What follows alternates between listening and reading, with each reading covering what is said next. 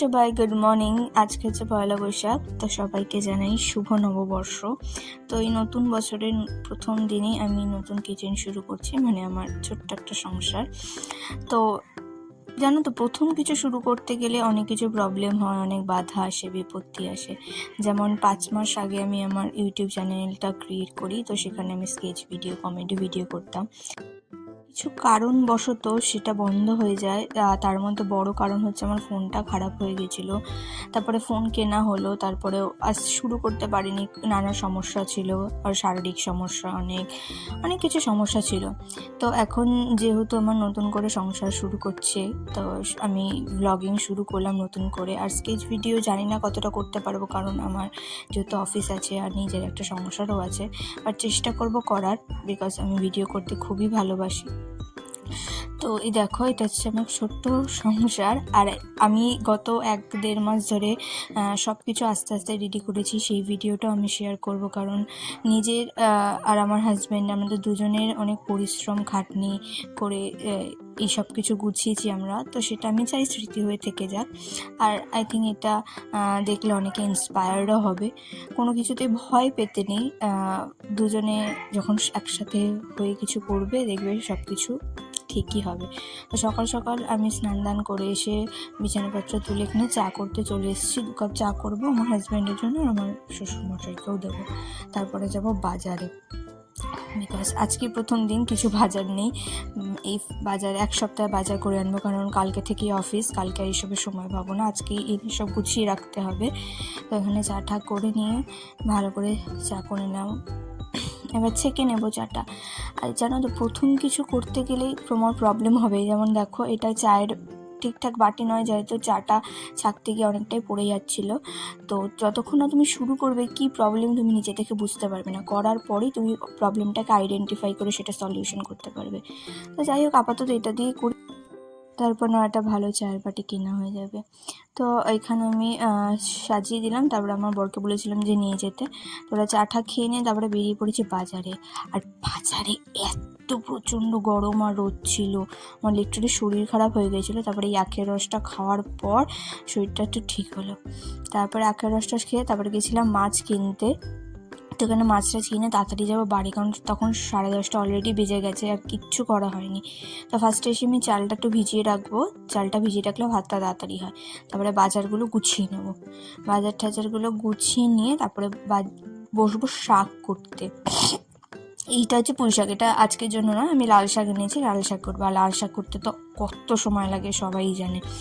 লাল শাক করতে literally minimum আমার এক আটি শাক আমার 1 ঘন্টা লেগে গেছে ভালো মতো বেছে করতে। কারণ এটা খুবই, প্রথমত ভালো মতো বাছতে হয়, কারণ লাল শাকের প্রচুর ধুলোবালি থাকে, আর ভালো করে ধুতেও হয়। আর বর্ষাকালে তো অনেক কাদাবালি থাকে, ধুতে ধুতে একদম প্রাণ শেষ। বাট এই শাকটা খুবই ভালো ছিল, পাতাগুলো ভালো ছিল, বেশি পোকা পাতা ছিল না, তারপর ধুলোবালিও কমই ছিল। তো ভালো করে শাকটা কেটে আমি শাকটা ধুয়ে নেব। তো আজকে আমাদের মেনুতে ছিল এই লাল শাক ভাজা, উচ্ছে করলা ভাজা আর চিকেন। তো এখানে আমি লাল শাকটা কুটে নিয়ে চিকেনটা ম্যারিনেট করে দিয়ে তারপরে লাল শাকটা বসাবো। ভালো করে কুচিয়ে নিয়েছি। আর আমি না এটা ফার্স্ট টাইম নাইফ ইউজ করছি, ভাবছিলাম হয়তো প্রবলেম হবে, দেখলাম না, ভালো মতোই হয়ে গেছে। কারণ এর আগে আমি বটিতেই সব কাজ করতাম, ভেবেছিলাম যে না হয়তো সময় লাগবে, এবার দেখলাম না, একদমই সময় লাগেনি। যেরকম নর্মাল আমার বটিতে হাত ছিল সেরকমই নাইফেও হয়ে যায়, অসুবিধা হয় না। এবার শাকটা ঢেলে নিয়ে, আরও বাকি আছে, তো সব কটা শাক কুটে নিয়ে এখানে প্যান বসিয়ে সামান্য একটু তেল দিয়েছি আর রসুন ফোড়ন দিয়েছি, আর শাকগুলোকে দিয়ে দেবো। লাল শাকে কিছুই লাগে না, একটু রসুন ফোড়ন দিলে এমনিই ভালো লাগে শাক খেতে। আর আমি মাঝে মাঝে বাদাম দিয়ে করি, এটা আমার মা করতো, বাট আজকে বাদাম দিইনি, অন্য একদিন বাদাম দিয়ে করবো। তো শাকটা নামিয়ে নিয়েছিলাম, তারপর এখানে 2টো প্যানে বসিয়ে দিয়েছি, কারণ প্রচণ্ড দেরি হয়ে গেছিলো।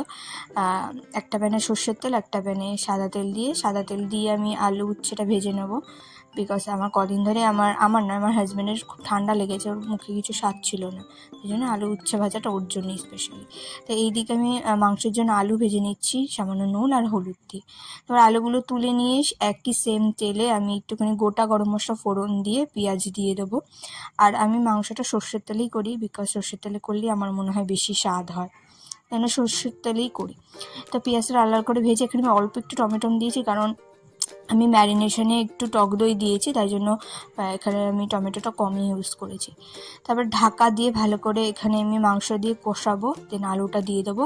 অনেক গুঁড়ো মশলাও আমি দিয়েছি, আদা রসুন বাটা দিয়েছি, বাট ওগুলো ভিডিও করা হয়নি। তারপর এখানে জল দিয়ে ভালো মতো এখানে করে নিলাম মাংসটা। এবার বসে করছি খেতে, কারণ প্রচণ্ড লেট হয়ে গেছে আর খিদেও পেয়েছে। তো গরম গরম ভাত, গরম গরম মাংস, সবই গরম গরম, তো জমিয়ে আজকের একদম পয়লা বৈশাখে খাওয়া দাওয়া হয়েছে। আর যেহেতু পেটে খিদা ছিল, সব কিছুই গরম গরম, সব কিছু একদম অমৃত মনে হচ্ছিলো, নিজেকে একদম বড়সড় রাঁধুনি মনে হচ্ছিলো। তাই না, আমার হাজব্যান্ডে কতটা ভালো লেগেছে বলেছে, তো হ্যাঁ ভালো হয়েছে ভালো হয়েছে, ভয়ের চোটে তো বলবেও না খারাপ হয়েছে।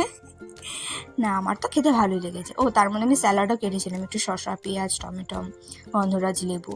টমেটোটাও খায় না, আর ও শাকের সাথে ভাজা লঙ্কা খেতে ভালোবাসে, তাই জন্য ওকে একটু লঙ্কা দিয়ে দিলাম শাক, উচ্ছে আলু ভাজা দিয়ে ওকে থালাটা সাজিয়ে দিয়ে দেবো। তারপরে আমি নিয়ে বসবো, মাংসটাও পরে নিজে নিয়ে নেবে। তারপরে ওই যে এখানে ও মাংস নিয়ে নিচ্ছে, দেখতে তো ভালোই হয়েছে, আমার তো খুবই ভালো লেগেছিল খেতে, ও বললো ভালো হয়েছে খুব। এরপরে আমি গন্ধরাজ লেবু চিপে, আর এই লেবুটা এত সুন্দর গন্ধ ছিল না, এবার খাবো। গন্ধরাজ লেবু দিয়ে মাংস খেতে প্রচণ্ডই ভালো লাগে, আমার তো খুব ভালো লাগে। এরপর খাওয়া দাওয়া শেষ হচ্ছে, এটা হচ্ছে রান্নাঘরের অবস্থা, গ্যাসের অবস্থা। এগুলো সব এখন পরিষ্কার করতে হবে, শুধু রান্না বাড়া খাওয়া করলে হবে, বাসন মাজতে হবে কারি। এখন বসে বড় বাসন মাজতে, বাসন টাসন মেজে ধুয়ে পরিষ্কার করে তারপর রেস্ট নেব। যেহেতু সকালবেলা আমার স্নান হয়ে গেছে, এরপরে আমি বিকালবেলা একটু গা হাত পা ধুয়ে ফ্রেশ হয়ে ড্রেস চেঞ্জ করে নেব। এখন ঘষে কড়াই বাসন মেজে নেব একটু রেস্ট। আস্তে আস্তে বাসনগুলো আমি মেজে নিই। তারপরে কালকে তোমার সাথে দেখা হচ্ছে, কালকে আমার অফিস আছে, জানি না কীভাবে সব কিছু সামাল দেবো। সকালবেলা রান্নাবান্না করে সব গুছিয়ে আমাকে বেরোতে হবে, তো কালকের দিনটা একটু চ্যালেঞ্জিং হবে আমার জন্য, বাট ঠিক আছে, নিজের সংসারের জন্য সব কিছু করতে ভালোই লাগে। তো কালকে তোমাদের সাথে দেখা হচ্ছে, সবার নববর্ষ যেন খুব ভালো কাটুক, এটাই আশা করি। ফাইনালি তোমাদের সব কিছু আমি দেখিয়ে দেবো, আমি কীভাবে রান্নাঘরটা গুছিয়েছি, একদম নিট অ্যান্ড ক্লিন করে দিয়েছি দেখো। তো সব আমার হয়ে গেছে, চলো কালকে দেখা হচ্ছে, টাটা বাই বাই।